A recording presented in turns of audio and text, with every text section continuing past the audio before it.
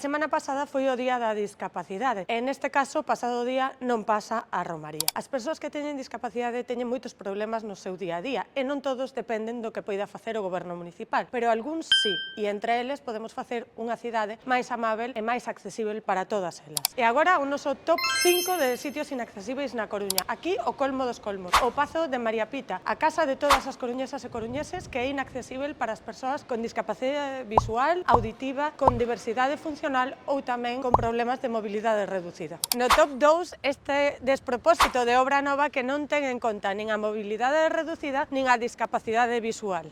No top 3, as rúas interiores dos nosos barrios nas que prácticamente non se pode camiñar e nin moito menos podemos ir cun carro de bebé ou nunha cadeira de rodas. Falamos das rúas interiores dos barrios da Agra, dos Mallos, do Castrellón ou de Monte Alto. Vedes isto que hai no chan? Son baldosas podotáctiles e son para que as persoas con discapacidade visual poidan detectar que hai un cruzamento. Pois aí hai baldosas podotáctiles e indica que podemos cruzar hacia aquí. Pero se vedes deste lado, aquí non teñen ningún tipo de sinal para saber que teñen que cruzar. E veñen desde aló hacia ali e non teñen ningún tipo de indicación. En último lugar, no top 5, a zona de terrazas do centro, lugar moi difícil de percorrer para as persoas con distintos tipos de discapacidade. Desde o BNG seguiremos insistindo en que todas estas cuestións se solucionen e tamén na nosa proposta de que a Coruña conte cun plan de accesibilidade universal.